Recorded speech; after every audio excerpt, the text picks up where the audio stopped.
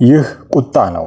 ባህላዊ ጄኔራል ነኝ ብሎ በአዳራሽ የተናዘዘው ጄኔራል ሊያረጋጋው ያልቻለው አዲስ አበባ እየተመላለሰ መፍትሄ ለማምጣት የሚጥረው ወዲ ወረደ ያላረገበው የህዋቱ ፈላጭ ቁራጭ ሰው ደብረጽዮን ገብረ ሚካኤል ያልከለከለው የወታደር ቁጣ እንደሚታወቀው ከሰሞኑ መቀሌና ሌሎች የትግራይ ክልል ከተሞች በዚህ መሰል ተቃውሞ ውጥረታቸው ጨምሯል።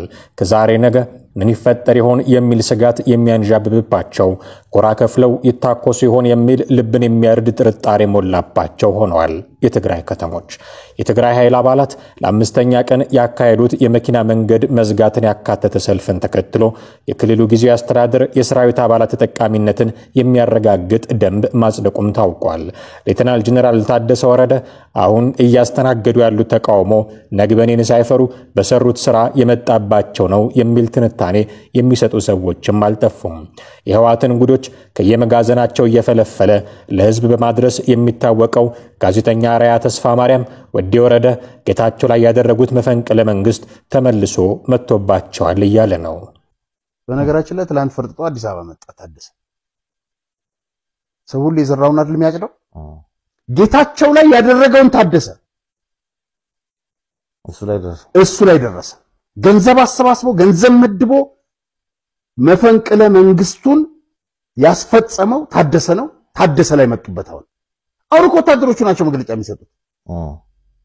እሁድ ጥቅምት 3 ቀን 2018 ዓመተ ምህረት የጀመረው የትግራይ ኃይል ሰልፍና ተቃውሞ ተቀጣጥሎ ከእንደ ስላሴ ሽረ፣ አክሱም፣ አድዋና ተንቤን ሌሎች አካባቢዎችም ወደ መቀሌ የሚያስገባ መንገድ ተዘግቶ ውሏል። ይህን ተከትሎ ትላንት ጥቅምት 7 ቀን 2018 ዓመተ ምህረት ከሰዓት በኋላ የጽሑፍ መግለጫ ያወጣው የጊዜያዊ አስተዳደሩ ፕሬዝዳንት ጽህፈት ቤት ካቢኔ ጥቅምት 5 ቀን ያወጣው የትግራይ ጸጥታ ኃይሎች ተጠቃሚነትን የሚያረጋግጥ ረቂቅ ደንብ ማጽደቁን አመልክቷል።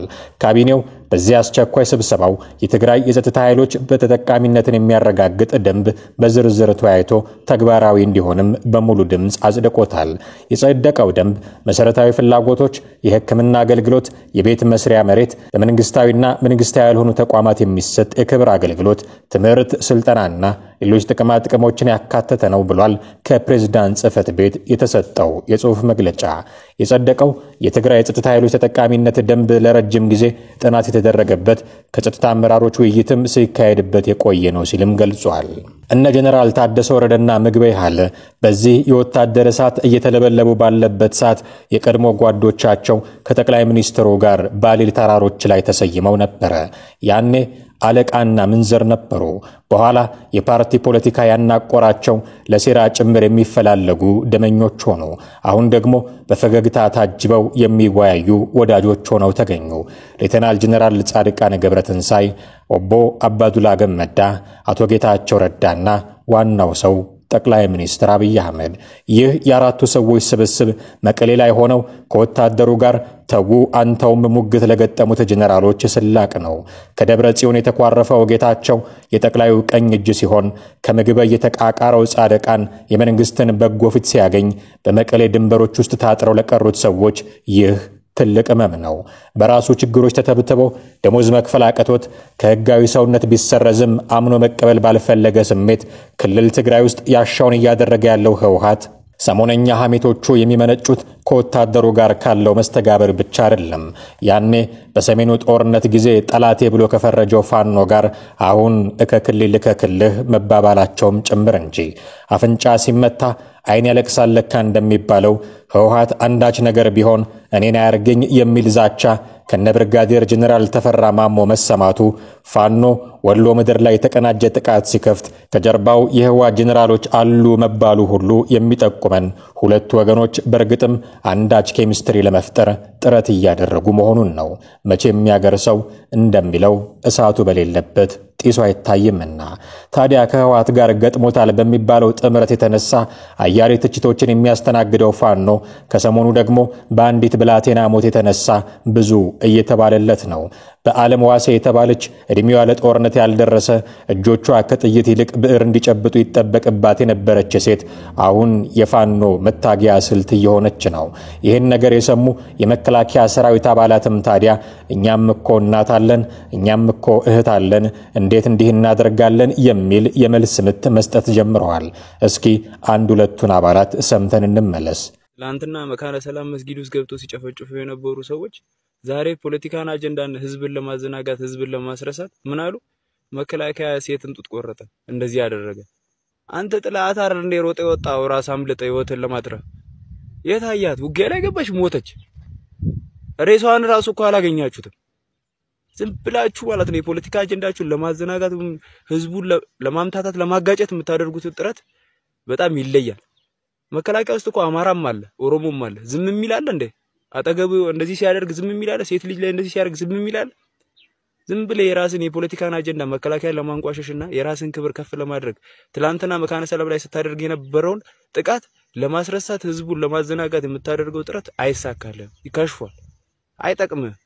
ትምህርት ቤት መላክ ያለባትን የ16 ዓመት ህፃን ጦር ሜዳ አስገብቶ የጽንፈኝነትን ተግባር የአሸባሪነትን ተግባር ሲያስፈጽም ቆየ። በዩ ብሎ ሞራል ሰጥቶ አስገባ፣ አስገደለ።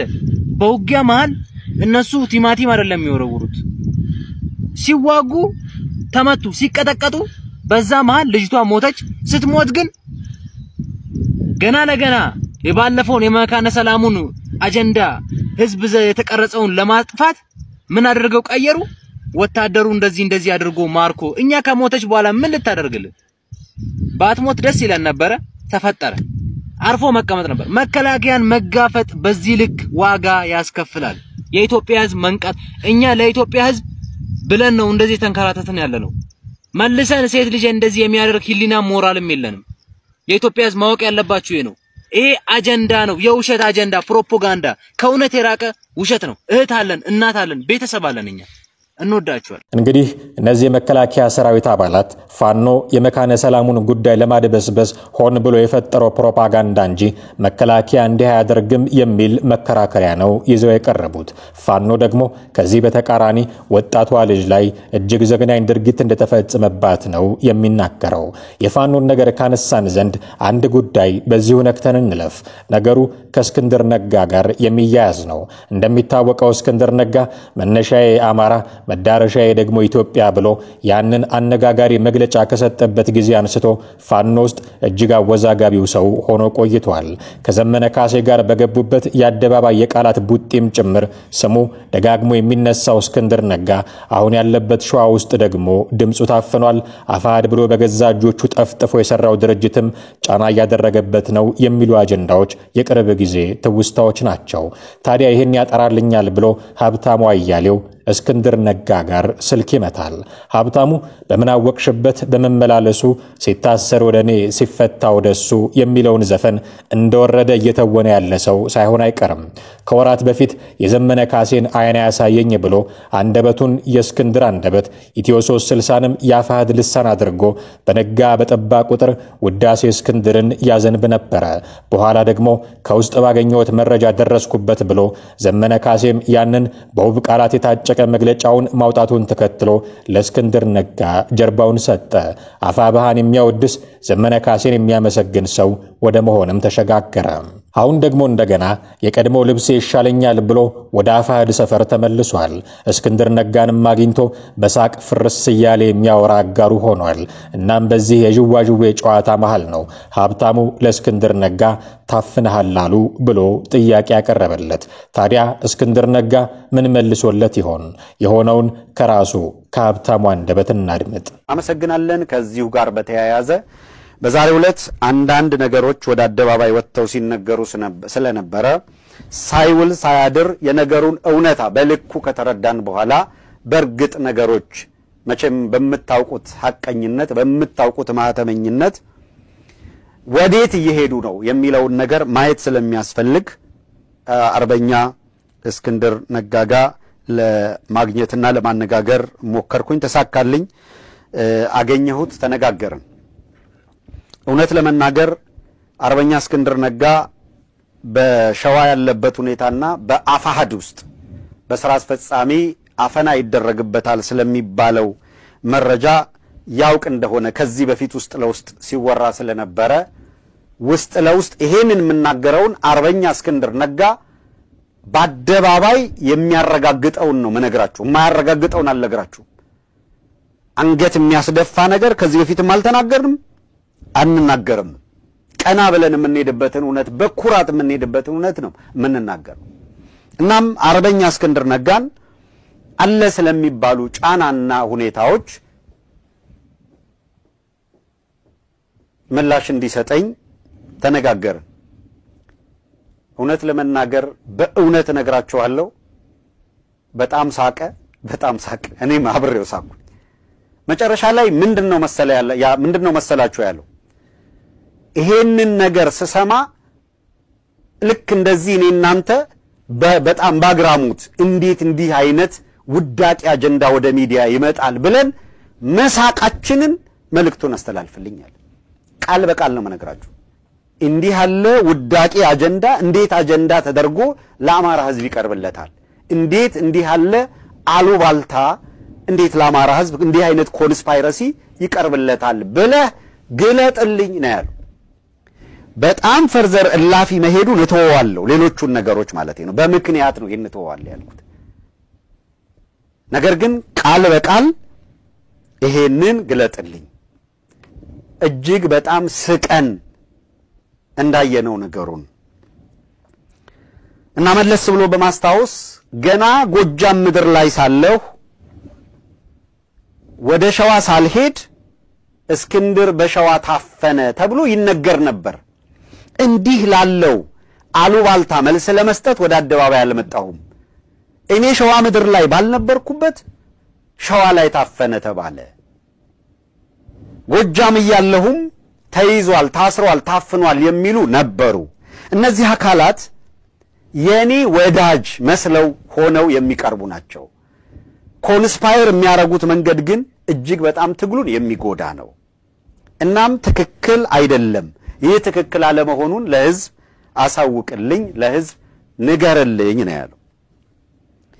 ነሰሰሪ ነው ያስፈልጋል፣ አንተ ወጥተህ ማብራሪያ ስጥበት ከተባለ ግን በማንኛውም ሰዓት ወጥቼ ማብራሪያ እሰጥበታለሁ። ዛሬ ግን እኔን ጠቅሰህ ይህንን መልእክት አስተላልፍ የሚል ነው አንዱ ያስተላለፈው መልእክት። ሁለተኛ በሸዋ ያለውን ቆይታ በተመለከተ ጫናዎች ካሉ ችግሮች ካሉ በሚልም ላነሳውት የእውነት በሳቅ በፈገግታ ይሄንን የማያውቁ ነው ፖለቲከኞችና ሌሎች ነው ያለ መረዳት ችግር ካለ ያለ መረዳት ነው። ከዛ ውጪ ግን የሸዋ ምድር እንደ አንድ መንታ ልጅ እየተማከርን ከአመራሮቹ ጋር እስከ ታች ካለው ሰራዊት ጋር የምንታገልበት አውድ ነው ያለው። ከዚህ ውጪ ምንም አይነት አፈና የሚባል ማንስ ነው እኔን ለማፈን ፍላጎት ያለውና ሊንቀሳቀስ የሚችለው? እና በልተሃል አልበላህም፣ ተኝተሃል አልተኛህም ብለው የሚጨነቁ አመራሮችና ሰራዊት መካከል ነው ያለሁት። ውድ የዘኢትዮጵያ ቤተሰቦች መቀሌንና ባህር ዳርን ህወሓትንና ፋኖን ምግበይንና እስክንድርን የዳሰስንበት የዛሬው ልዩ መሰናዷችን እዚህ ላይ አብቅቷል። ሰላም።